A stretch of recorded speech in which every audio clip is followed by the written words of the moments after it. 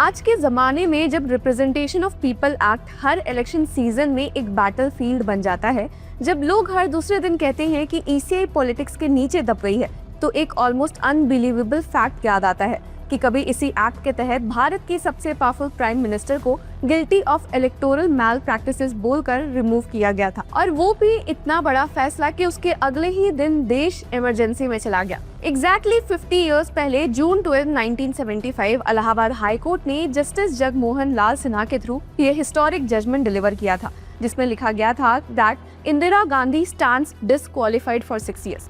और आज जब हम रिप्रेजेंटेशन ऑफ पीपल एक्ट की डाइल्यूटेड परसेप्शन देखते हैं तो ये इंसिडेंट लिटरली शॉक देता है, बिकॉज एक वक्त था जब जुडिशरी ने सिटिंग पीएम को अनसीट कर दिया था प्योरली ऑन लीगल ग्राउंड्स। तो क्या हुआ था इस फेमस केस में, चलिए आज के वीडियो में समझने की कोशिश करते हैं। अब कहानी शुरू होती है 1971 इलेक्शन से, जब कांग्रेस आर ने लैंडस्लाइड जीत ली 518 में से 352 सीट्स। रायबरेली से इंदिरा गांधी इजीली जीती by a margin of 1,10,000 votes. लेकिन उनके अपोनेंट राज नारायण रुकने वाले नहीं थे। उन्होंने एक इलेक्शन पिटीशन फाइल की, और लॉ यहाँ क्लियरली कहता है कि an election petition must be filed with in 45 days of the declaration of results. अब रिप्रेजेंटेशन ऑफ पीपल एक्ट का सेक्शन 123 एक्सप्लिसिटली लिस्ट करता है करप्ट प्रैक्टिसेस, जिनके प्रूव होने पर इलेक्शन वॉइड हो जाता है। आज शायद लोग आरपीए को एक टेक्निकल फॉर्मेलिटी समझते हैं, बट उस टाइम जुडिशरी ने इलेक्शन पिटीशन को ट्रायल कोर्ट की तरह ट्रीट किया था। Cross examination, detailed evidence, everything.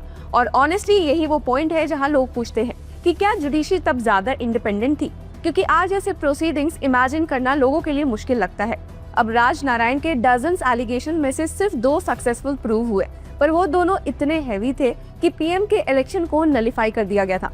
पहला finding, misuse of government machinery.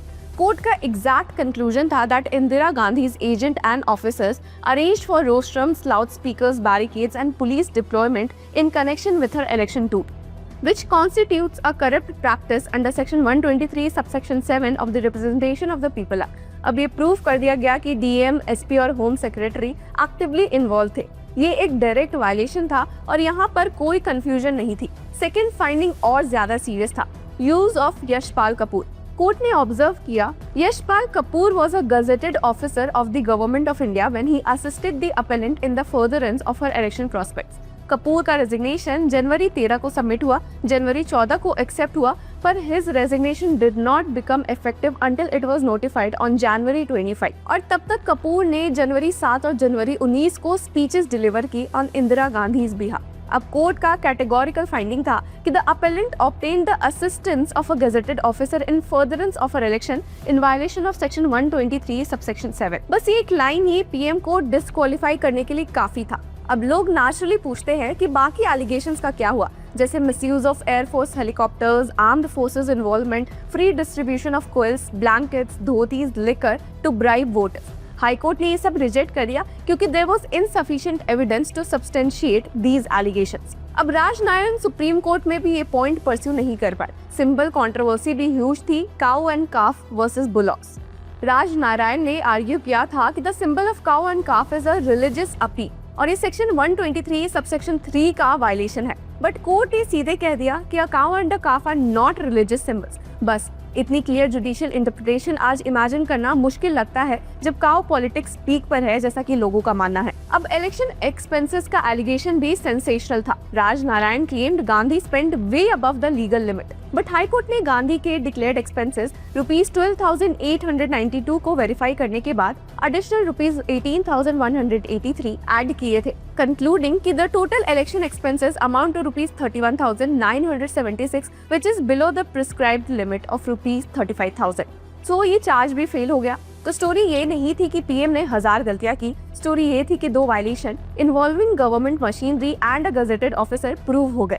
और आरपीए का रूल काफी स्ट्रिक्ट है, any corrupt practice if established renders the election void. अब इस फैसले के बाद इंदिरा गांधी ने सुप्रीम कोर्ट अप्रोच किया। 24 जून को justice V R Krishna Iyer ने पार्शियल स्टे दिया। ऑर्डर में लिखा था कि she may attend the house as MP but may not vote or draw remuneration as member of parliament, और simultaneously she is permitted to continue as prime minister and participate in the proceedings of the house. अब देखने में ये balance लगता है, लेकिन politically ये exactly वो नहीं था जो इंदिरा गांधी चाहती थी। उन्हें चाहिए था ब्लैंकेट स्टे, जो सुप्रीम कोर्ट ने नहीं दिया। और यही कहानी का मोस्ट ड्रामेटिक ट्विस्ट आता है। सुप्रीम कोर्ट के पार्शियल स्टे के नेक्स्ट ही दिन जून 25 इमरजेंसी डिक्लेयर कर दी गई। ये कोई कोइंसिडेंस नहीं था, ये एक डायरेक्ट पॉलिटिकल रिस्पांस था एक जुडिशियल रिस्ट्रिक्शन को। अब व्यूअर्स, आज जब हम डिबेट्स देखते हैं कि ईसीआई इंडिपेंडेंट नहीं लगती, आरपीए इफेक्टिव नहीं लगता, इलेक्शन पिटीशंस ड्रैग होते हैं, तो ये 1975 का रियलिटी एक मिरर की तरह सामने आता है। क्योंकि एक वक्त था जब एक हाई कोर्ट जज ने पीएम को गिल्टी डिक्लेयर किया और सिस्टम ने रिएक्शन में पूरी डेमोक्रेसी सस्पेंड कर दी। लोग पूछते हैं कि क्या एक जजमेंट देश हिला सकता है, तो आंसर है यस, इट ऑलरेडी डिड। और ये क्वेश्चन भी उठता है कि अगर आज वैसे ही एलिगेशंस प्रूव हो जाए तो क्या कोर्ट वैसे ही डिसीजन दे पाएगा? क्या पॉलिटिकल क्लाइमेट अलाउ करेगा कि जुडिशरी एक सिटिंग पीएम को डिस्क्वालीफाई कर दे? ये अनकंफर्टेबल क्वेश्चंस ही डेमोक्रेसी के टेस्ट होते हैं जो लोग पूछते हैं। आज 50 साल बाद हम इस जजमेंट को सिर्फ एक लीगल इंसिडेंट नहीं, एक रिमाइंडर के रूप में देखते हैं कि लॉ कभी इतना पावरफुल था कि वो एग्जीक्यूटिव को रोक सकता था।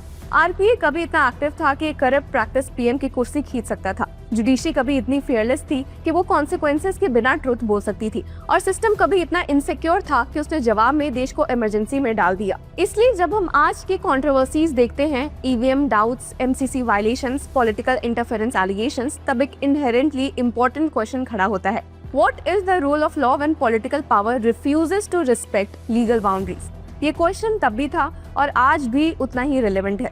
और शायद डेमोक्रेसी की ब्यूटी यही है कि हम ये सवाल आज भी पूछ रहे हैं, क्योंकि जब क्वेश्चंस मर जाते हैं तब डेमोक्रेसी भी मर जाती है।